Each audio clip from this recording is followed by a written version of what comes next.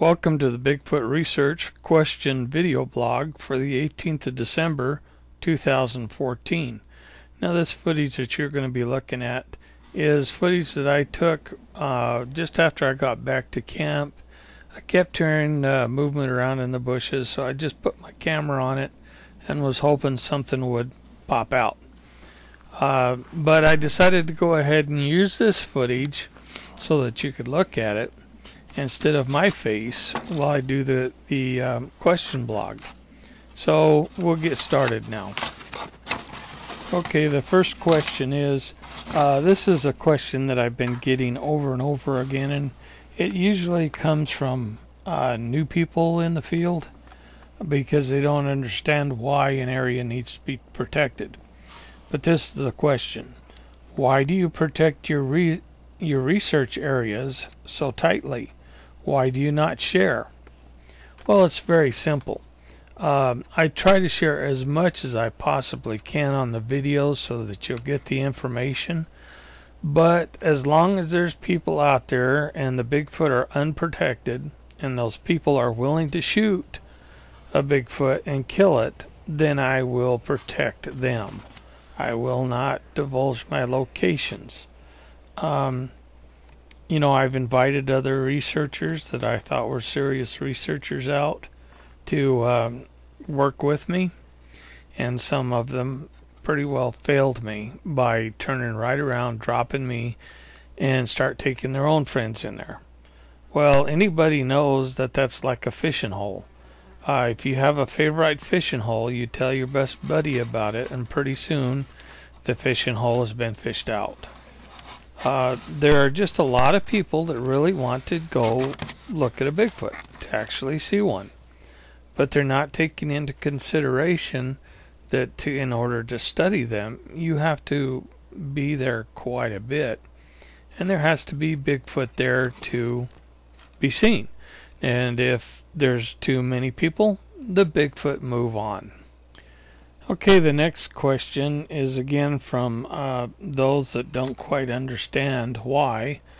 And the question is, why do all comments have to be approved? Are you trying to hide something?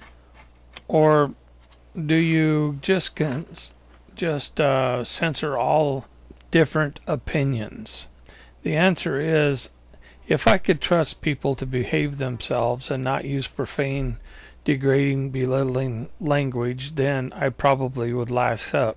But you know, I've actually forgotten to put the by approval only on it a couple of times, and man, some people just really make it a raunchy place to be.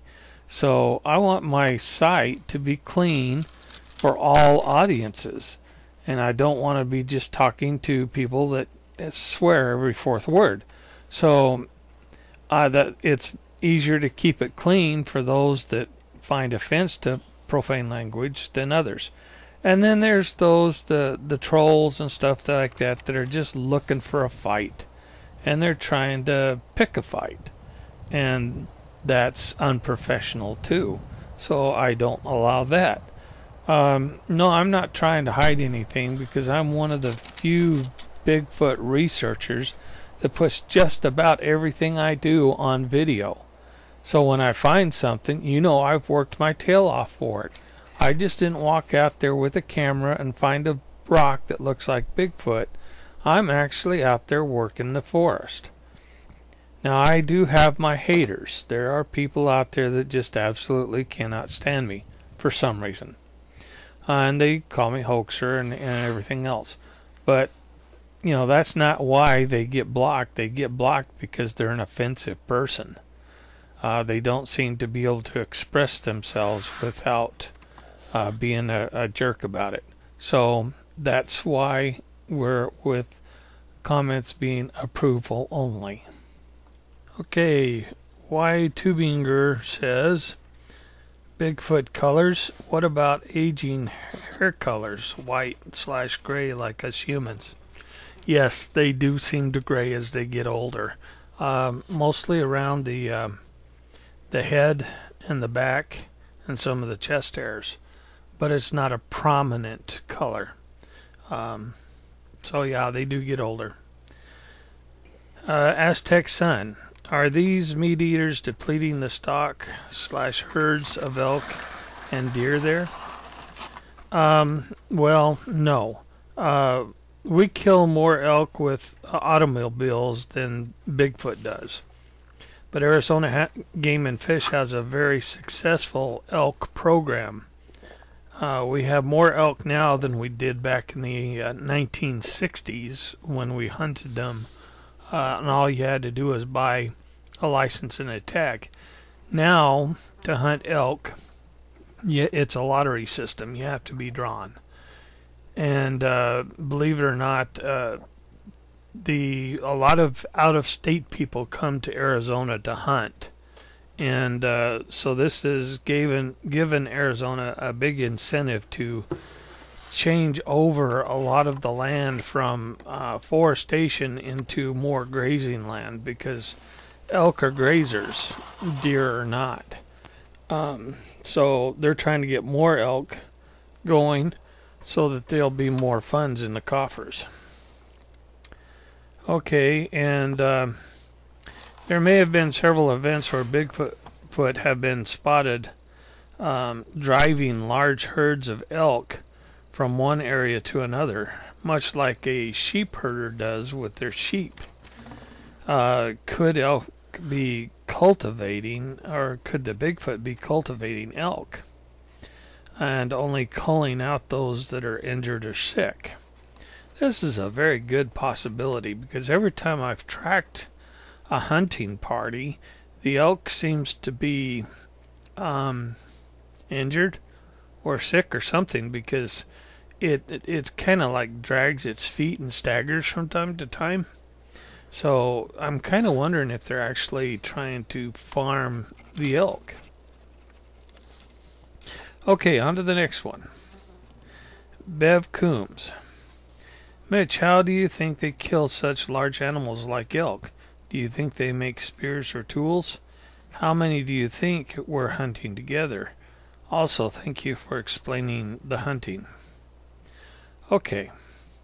As explained in the comment section, I know more about the hunting techniques in and around the hot zone than I do the meat eaters' territory. In the hot zone, I had my trailer speared with enough force to penetrate 3/8-inch plywood. I did not see who threw the spear, but I believe it was thrown with so much force that more than what a human could generate. So, do they know how to throw things? Oh, you betcha. Can they throw sticks and spears? Yeah, I believe they do. And I also believe they use clubs. However, I think the meat eaters' territory, they set up for an ambush. They build funnels out of trees and branches and brush and stuff to funnel the prey into a single focal point, where usually there's one waiting for them. And it seems like more than likely that they are somehow breaking the backs, necks, or front legs of the elk. Now, does that mean they reach out and grab them and snap their leg or whatever? No, I don't think so. I think, from what I have seen, they build it to where they can pounce or fall from above and land on the shoulders, neck, or back of the elk. And if you can imagine 800 pounds of weight hitting, body slamming about an elk across the back, it wouldn't take much to snap the legs or the back or the neck. But that doesn't mean they don't use tools. We have found areas where they seem to be territorial disputes, or some kind of dispute where boulders were moved or tossed around and small trees were stripped of limbs, looking much like spears or clubs. Footprints were very large, and this was not an elk rubbing or sparring. This was a territorial dispute, and this is one of the things that got me started in research for Bigfoot, was such a dispute. We have also found digging sticks around nesting holes, and one weapon we found was made out of an elk thrombone with 1 inch sharpened. It was bloody, so the researchers that found it wouldn't touch it, and we were never able to relocate it when we went back to look for it. Hot zone techniques seem to be ambush hunting from blinds or from above trees, push over ravines where elk and deer have a trail down through the middle of the ravine.